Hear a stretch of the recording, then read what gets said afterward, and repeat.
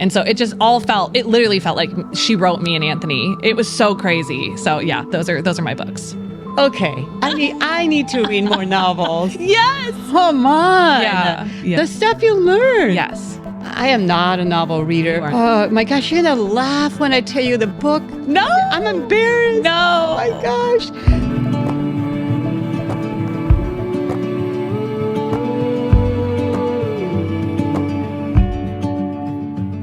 Well, welcome back to the Journey We Share podcast. Today, me and my mom, Inés Franklin, are going to be going over our Deep Conversation Starters, which is a PDF that we actually have available to you anytime. What I love about this PDF is that it allows you to go through all these different questions and work through them together. So we're going to ask each other the questions, and you're going to get to see a little bit how it works, but also learn a little bit more about us, which I'm super excited about. Yeah, so these are conversations that are meant to build intimacy. Yeah. In relationships, any relationship, husband, wife, you with your child, you with a friend. Yeah. So, and they have categories of them. So we're going to do all that. But before we start, we want to let you know that one of the ways that you can support our ministry, we're a nonprofit. One of the ways you can support us is by making sure you subscribe and push that bell button on the YouTube, for example. If you're just listening to it on the podcast, subscribe, because that lets the system know, hey, people really like this. And so they'll show it to many others who might be also benefiting from this content as you are. Also, you get to know when new things drop. So as soon as something is added to the feed, you're the first one to find out. So you won't miss anything. So that's a very good way for you to participate with us in this ministry and share all this really good information. Thank you for doing that.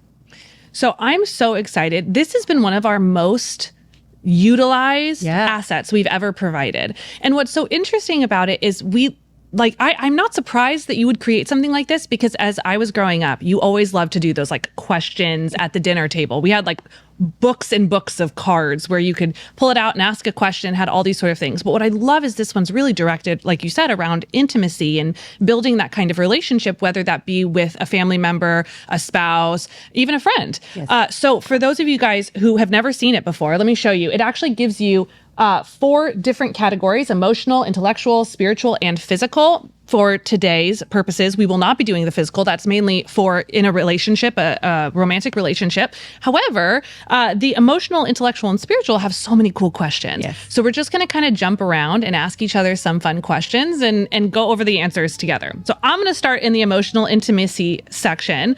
And I'm going to start with, what is something you've always wanted to try, but you are nervous about? Skydiving. You've wanted to try skydiving? Yeah. I feel like I should take you. No, I'm never doing it. I'm never doing it. But I just think, I missed it somewhere back there where I had the courage and maybe also the physical ability. Okay, I want you to know. Your brain. You took me I know. on a Knott's Berry Farm. Here comes the story. Yes. Scream Supreme ride. Yeah. That almost killed me. I mean, we went up that thing and then it dropped really fast. It's like a bungee jumping, which is why people bungee jump. I have no idea. Anyway, bungee jump, and then it bounced at the bottom, came back up like 3 times. I came out of that ride. I was there because it was your 13th birthday it was or my something. 13th birthday. And I thought, I'm going to die at my daughter's 13th birthday. So no, I am never going skydiving. However, I wish when I was younger and I could do it because my brain, my blood pressure can handle it. Would have been cool. Yeah. It would have been cool. I would have always loved, it's funny, I always wanted to skydive, like always. And I love all the big roller coasters. I'm an adrenaline junkie. My dad took me on Boomerang, which is also a ride at Knott's Berry Farm when I was 4 or 5 years old. I had like just been I was not happy. And it was 9 p.m. It was like time to leave. And right at the end, I did this ride. And I got on the ride and then I panicked and I started crying. And I was trying to get off the ride. And my dad tried. He did. He was like, okay, like we'll get you off. And he was like, excuse me. Ride starts. And I was like crying. And then I started laughing. And he goes, see, it wasn't so bad. And I've been that way ever since. You know, it's fine. It's not so bad, you know? I love that. Yeah. So your turn. Go ahead. Okay. All right. Let me pick a different question. What do you think you'd like to do differently in your current relationship compared to your previous relationship? Well, that is very appropriate, you know? And for those of you guys who are just watching one of our podcasts for the first time, I've been married twice. So in my second marriage, what would I like to do differently is, I think that I was I held a lot of expectations that weren't fair. I think I like had this kind of dream way up into the ethos of like what I expected marriage to look like. And I want to meet my relationship, my husband, where he's at. I also think that I have I truly have so much respect for my husband. And that respect looks so different than what I'm used to. Like it truly looks like being willing to let him speak and let him be his own person and not question or doubt in a public space, that if like I bring something up, I do it in the privacy of our home.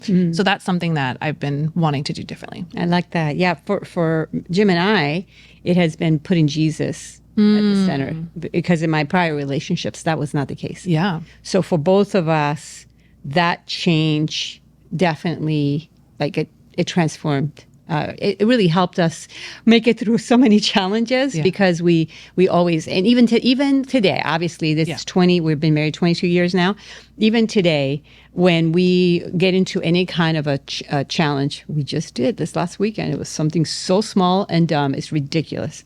But we both went on separate ways. We said, hey, let's take time off. This is going in the wrong direction. We both went and prayed. And then we came back together and we thought, we were both wrong here. And we said, let's end that. So it was good. Putting Jesus in the center is so good. I want to change this up on us, though. Okay. Same question. Okay. And that is, it says, what do you think you'd like to do differently in this relationship compared to your previous relationship? Let's make it personal. Okay. For you and I, because look how much we have gone through. You know, you're in your 30s now. Mm-hmm. Like, what would you like to do differently? I'm going to answer it first. Okay. What would I like to do differently in our relationship today compared to how it was in the past? That's going to be the way I'm going to answer it. Okay. Because remember, this is about building intimacy. Yeah. So for me, what would I like to do differently? I want to be more affirming of your gifts, make more space for your voice. You have so much talent, and you're so articulate and so smart. And you have great communication skills, and you're well read. And so I want to hear your voice more in this partnership that we both have. I do a lot of talking, a lot of writing, and all of that. And I want to create more space for you to shine. Oh, I love that. It does build intimacy. That's so nice. I think for me, I would probably, actually, it's like almost the opposite, where it's like, I think I also felt the need to speak my piece, especially when we first started working together. Oh my gosh. Like I feel like I'm a whole different person in connection with you, where it was like, I really felt like I was almost forceful of like, no, it has to be done this way.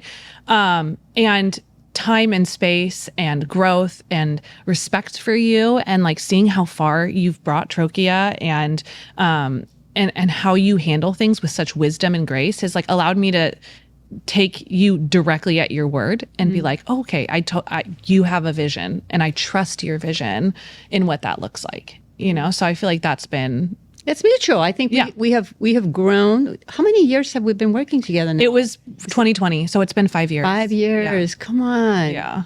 That's so good. And you know, it's risky to have a mother-daughter working relationship. We've talked about this a lot, where we shift our hats. You know, like, we just did that yesterday. Yeah. We're like, okay, work mode, work, conversation. Okay, mom hat. Yeah, okay, totally. And then we talk about the kids and the this and the that and whatever. And we've learned to do that over time. Yeah. And I feel like we have learned to trust each other. In a better way. So I can't wait 5 years from now to see where we're at. So good. Yeah. Okay. All right. Next. Okay. I'm going to do intellectual intimacy on this one. Oh no, that's not a question we want to be asking on a public platform. That's a good private conversation. Okay, wait. So for people, it's not that it's a bad question. No, it's meant for private conversation. Yes, and I think this is like, this is also part of it. Like, we're asking super cool questions, but it's just, there's different things you talk about that I would talk to you about one-on-one that I think this would really be so good at versus maybe what we would talk about in a public setting. Okay. Well, this is funny. Okay. You already have a business, but if you had $1 million to start a new business, what would you do? $1 million. It's a lot of money too. I mean, that's like a good business. Yeah, like you're ready. Budget. Yeah, you're ready right? to go. I mean, most people are like happy to start a business with, I don't know, hundreds of thousands or something, or even 50. Yeah, right. Just give me a jumping off point. $1 million, you can start a really big business. What would I want to do? I know it's not a business. That's okay. But I'd want to start a church. I love that. Yeah. I mean, $1 million would go a long way in starting a church, wouldn't it? Yeah. It would be incredible. But yes, I would. Yeah, that's what I'd do. I love it. Another church. I love that. I would, this is so great. I would actually start like a full editing business, like for books and content. I really love editing. I've edited a lot of content over the past 5 years, but I just have always had a passion for editing. But I couldn't do it now, but that would be totally something I would do. Well, that's something to talk about. Like, why not? Well, I think it's why not because my full-time job is Trochia and I love it, right? I think that's a big chunk of it. But I also think part of it is where I'm at. I get to edit what I get to edit, and that's great. But I don't know that now in my stage of life is the time to start an entire business around it. Yeah. On a little side note, do you think AI is going to change that? No. Okay. I think you're it's a novel fear. reader, so there's probably something about editing and AI that could be instructive for those who are listening. Yeah, I mean, like there's editing platforms, like things that do copy editing and even do, recommendations. Grammarly is a big one that I've utilized in the past because it does make things easier. But when it comes to editing, there is a lot more to it than just this surface level. It's the same thing with like writing, right? The book community is anti-generative AI for the most part, because the idea is all generative AI is doing is taking everybody else's content and then making its own version of it. It's not creating a new wheel. It's just reinventing the old ones. And so AI in doing that with editing has a similar kind of feel. You're going to lose the personality and the creativity that comes along with it. There's purpose behind it. You're in the middle of writing your book and you had an editor contact you and talk to you about it personally, and you guys had an honest dialogue. You couldn't do that with AI. It doesn't matter what kind of content you fed it. It's never going to be able to create that kind of dynamic that's going to help you think of things in that way. Yeah. And so I think it may look different. And I think it could impact the field, but I don't think it will ever fully take it away. I think there's enough authors or writers or content creators out there who want that substance. Yeah. I mean, on a side note, right? I've heard experts on AI say AI cannot be creative the way humans are creative, in that we can create out of nothing. It's part of what we reflect of God, that he is a creator who created literally out of nothing. He spoke his word and boom, here it was created. And that we have that power. We take elements and we can create things, take some wood and all of a sudden there's a table there. We just created something that didn't exist before. And in writing, it's the same way. We have this incredible creativity that we never want to give up. So yay for you doing that one day. Yeah. Okay. Am I picking the next question? Yes. In the same category? It can be any category. Okay. All right. This is like your mojo. What is your favorite book and why does it resonate with you? That is my mojo, but that is such a hard question to answer because it depends on the book. So I'm gonna cop out and I'm gonna give a few for different reasons. My favorite book growing up, the book that I read when I was in high school, it's like one of my first adult books that I read that I fell in love with and that I still think of every day is Jodi Picoult's My Sister's Keeper. That is the book that made me obsessed with Jodi Picoult's writing and made me obsessed with reading novels. I used to plan, so all school year I was doing homework and reading and stuff like that. And then during the summer, I would just binge on books. I would read all summer long. And then I would even I'd have to bring multiple books when we went on trips because I would read them so fast. And then it would go back to the school year and I would not read for 9 months. And so Jodi Picoult was really the one that I did that with. So that book will always hold a special place in my heart. Wait, but why did it resonate with you? It resonated. I think it's more the writing style itself that resonated with me and also the memories associated with reading that story. She teaches a lot, right? In her books, like she always teaches you something. So there's always like something very specific about what her books are. Sometimes they're as simple as like learning about bees and like beehives. That was Mad Honey. But then My Sister's Keeper was about actually a real story that happened about when a child is sick, and the concept of a sibling now suddenly being responsible for the sick child's health. And there was a real court case around that. And then Jodi Picoult wrote a fictional story associated with it that just told the complexity of, parents are trying to do the best thing, siblings are trying to do the best thing, the sibling that's sick is trying to figure out what to do, and the complication with illness in young kids. It was heartbreaking, intense, one of the best books I've ever read. The next book is The Nightingale. And that is a World War II historical fiction written by Kristen Hanna. And that book broke my scale when it came to reading. I have never cried more in a book. I have never fallen more in love with characters. Like, I still think about the sisters that were in this book to this day. And part of it is because I know that if things came down to it and there was something like that, me and Melissa would be in a similar situation and would be together through it, and it was interesting because even the sisters had like similar dynamics where one was like, well, I do what I need to do, but didn't allow like the stress of the situation to really weigh her down. And the other sister was like really trying to practical her way through that, which is Melissa to a T. Like, Melissa would be like, no, I can task my way through this to like the solution. And so I just feel like that was both emotional and just the storyline, which World War II history and like stories are some of my favorites. I will read any book in that time frame. I just find it was such a fascinating time in history, and how people's brains processed. So that one. And then my last one is Yours Truly by Abby Jimenez, which is a romance. And it is probably the main, like, it is my favorite romance. I don't know that anything will ever top it. And it's because I read it when I was married to my now husband. And the male main character has anxiety, which my husband struggles with anxiety.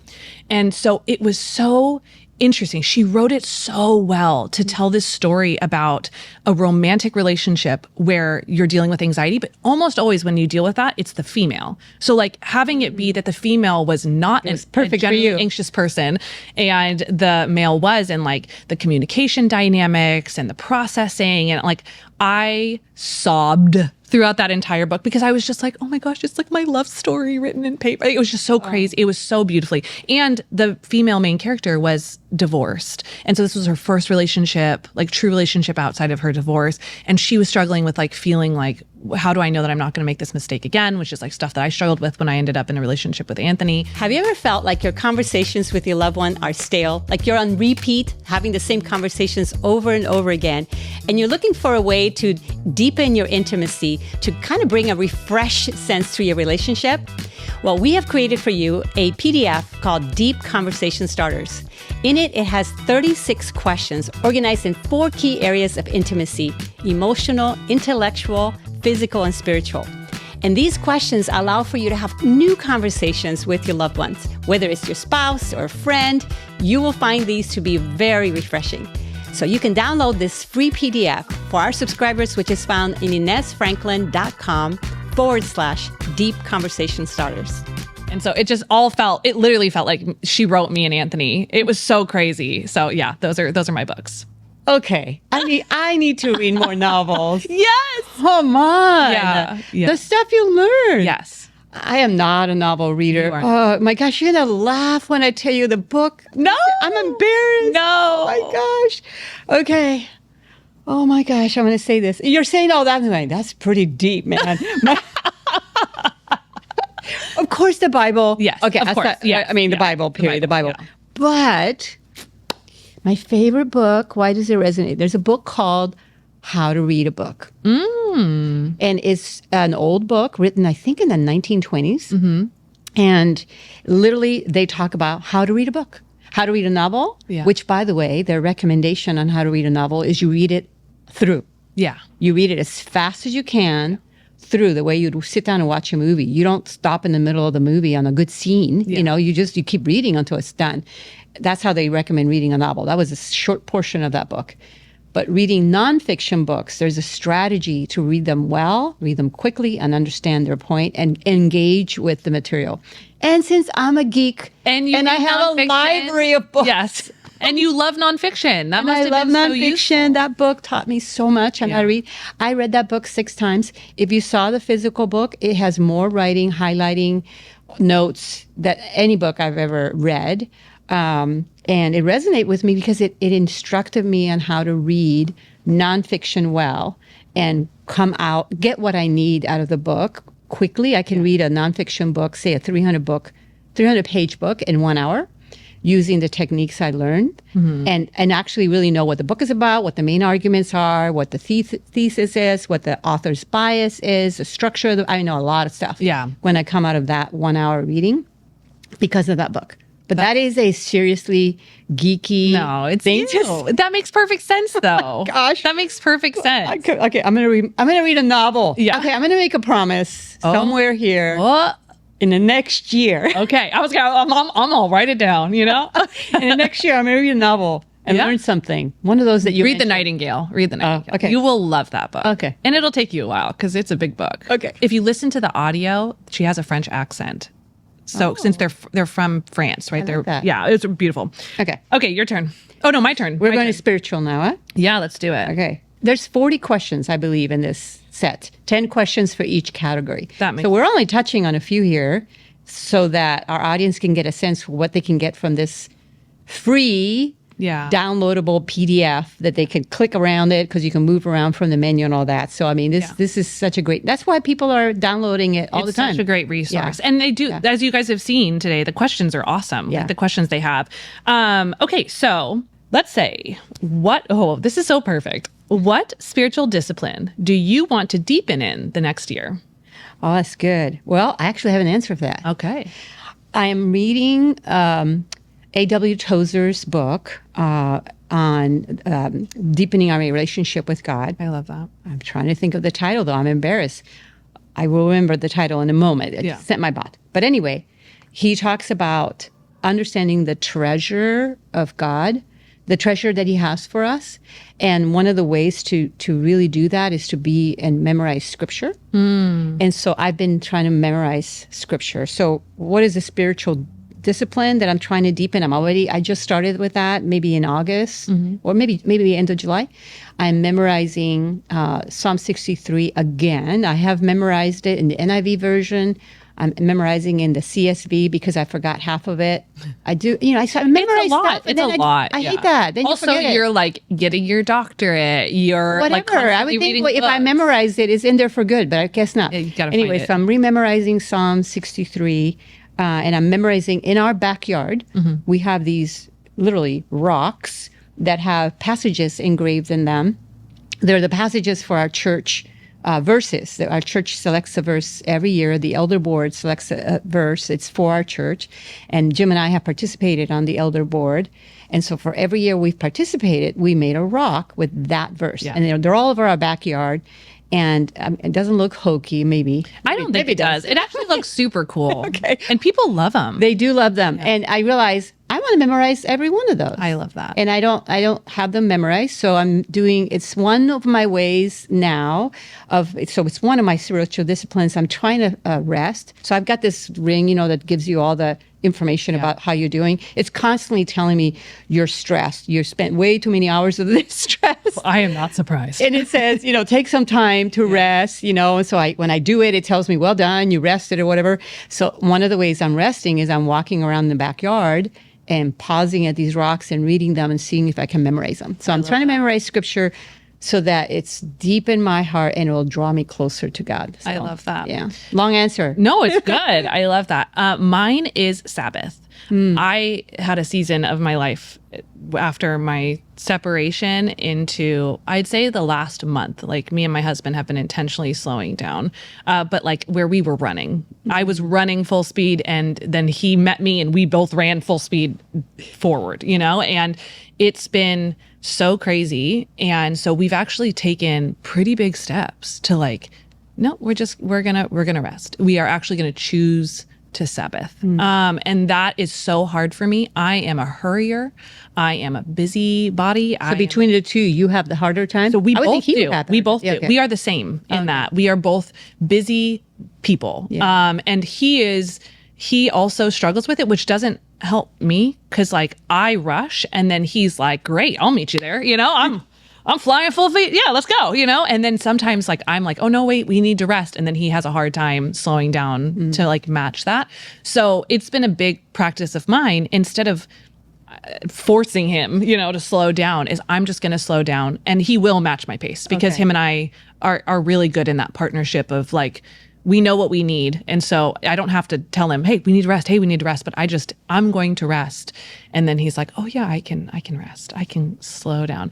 So that's been a big practice of ours to both Sabbath and choose that. And that has meant like, what's been really crazy is that has meant not serving at church in this season, which was really, oh my gosh, it was so painfully hard to say and to tell them like this isn't permanent, but like for this. Well, because your Sabbath is the day that you were serving. Exactly. Yes. You conflicted. Yeah, they conflicted. You can serve other days of the week, but that day was a conflict. And in fairness, Anthony still serves the church because Anthony's skill set is something the church really needs. So he's constantly working behind the scenes to help them in his skill set with his skill set and what he does.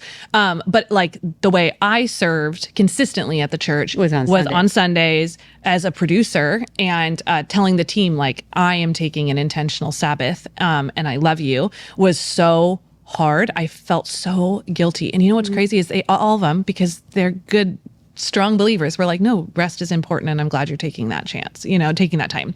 And it's not forever. It's just, we had so much going on in our life that we were not getting to spend time with God, spend time as a family. Like one of my kids wanted to learn how to ride a bike.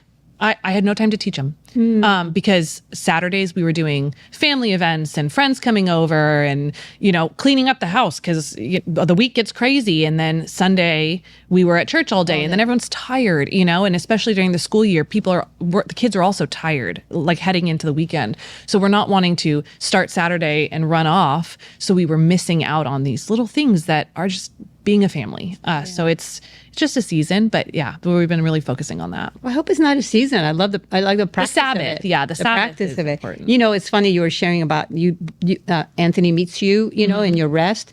I wish Jim and I could say that. We are both workaholics, serious workaholics, like a problem. Yeah.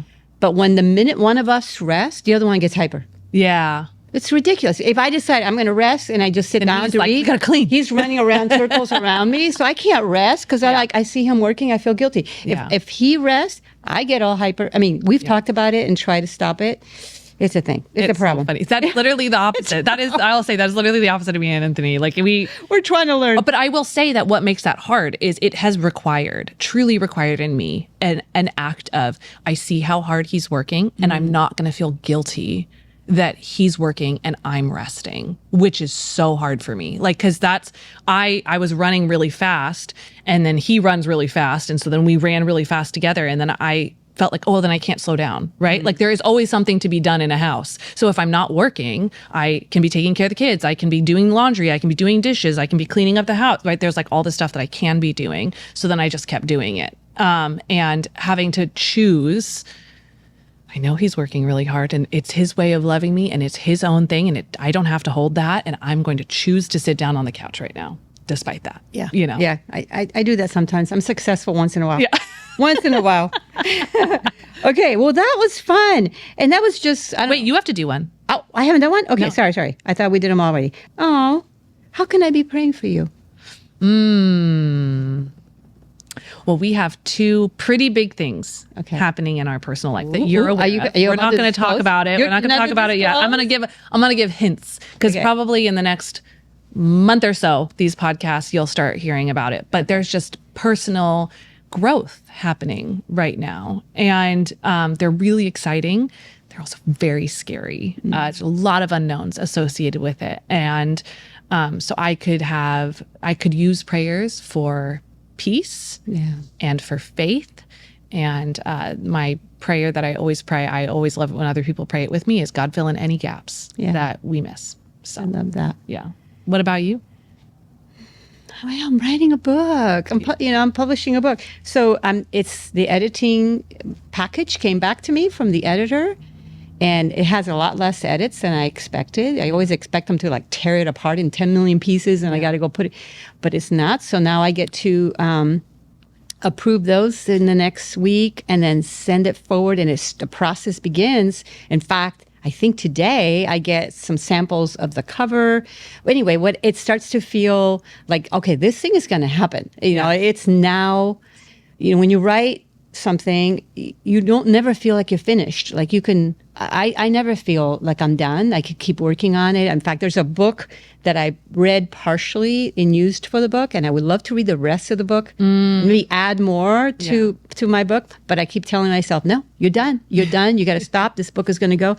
So I feel, in a sense, it's being like it's coming off of my hands. Yeah. It's starting to come off of my hands, and it's now going to go out there. And there's such a vulnerable sense of like, Lord, have I done right by you? Have I done right for the reader? Have I said everything you want me to say? Have I said it well? Is this going to get to the people that you want? I mean, there's just a million questions. So what is my prayer? My prayer is for a deeper trust in God, that I will, that I have to believe that I've done what I need to do, peace in my heart about it. Mm-hmm. And joy. I want to have joy about this. I don't want to be stressed about it or anxious about it. Yeah. I want to be joyful and excited and have that be my highest emotion. So thank you. Thank you for praying for me. Absolutely. Yeah. Well, like you started to say just a moment ago, this was really fun. It was super fun to do. And for those of you guys who are wanting to download this, do it with your family, your friends, your loved ones. There is a link down below in the description box, in the show notes, on our website, like literally anywhere that you are involved in this podcast, it is available to you. So you can click there. It is free to download. All we need is your email address and it'll be emailed to you. It is a super awesome resource that we have absolutely just adored. And I wanted to close this out with the scripture that we really felt like fit within this, which is the very standard, very expected 1 Corinthians verse about love. Would you want to read it for us? Yes. 1 Corinthians 13, the description, Paul is writing about what is love. I mean, the big question everyone asks, what is love? And he uses 9 verbs. Mm-hmm. Not 9 adjectives to describe what love is, but 9 verbs, meaning love is an action. And a lot of what the deep conversation starter questions are intended to act out, for us to really act out intimacy with one another, being intentional listeners, right? Listening well, engaging with another person's story and what they need. So actively leaning in towards someone else, being vulnerable with ourselves, with our heart, being willing to share deeply, being patient when maybe someone can't think of an answer or struggles with, or maybe gives an answer that you don't agree with, right? And so I feel like this is a great passage for us. So I'm going to start from verse 4, where Paul writes this. He says, oh, and keep in mind, even though the words in our English sound like adjectives, these are verbs. Yeah. Love is patient. Love is kind. Love does not envy. It is not boastful. It is not arrogant. It is not rude. It is not self-seeking. It is not irritable. And it does not keep a record of wrongs. Love finds no joy in unrighteousness, but rejoices in the truth. It bears all things, believes all things, hopes all things, endures all things. And in the beginning of verse 8, love never ends. This constant action of love, being patient and always being patient, being kind and always being kind. Oh, and by the way, I had read this once before, that in 1 John, we're told that God is love. Yeah. It actually makes the very essence of God is love. That you can come back to 1 Corinthians 13 and replace the word love with God. Yeah. Or Jesus. Yeah. So I'll say Jesus. Okay. Jesus is patient. Jesus is kind. Jesus does not envy. He is not boastful. He's not arrogant. He's not rude or self-seeking. He's not irritable. He doesn't keep a record of wrong. Jesus finds no joy in unrighteousness, but rejoices in the truth. He bears all things, believes all things, hopes all things, endures all things. Jesus never ends. He's the beginning and the end, the Alpha, the Omega. Yeah. He's always with us. I love this passage. Yeah. And as believers, we are called to be more and more like Jesus, right? Yeah. Like that is our passion. So then we are to be more and more of these loving things of what it means to truly love. And this deep conversation starters is the perfect place to build that intimacy and love with your loved ones, with your family, friends, etc. So again, thank you guys so much for listening in on this podcast today, watching wherever you are. We are so grateful that you are here. And again, reminder to like, subscribe, hit the bell before you head out today so that you can stay up to date, but also so that we know that this is something that you guys want to keep seeing. We are so grateful for you, and we can't wait until we see you on the next one.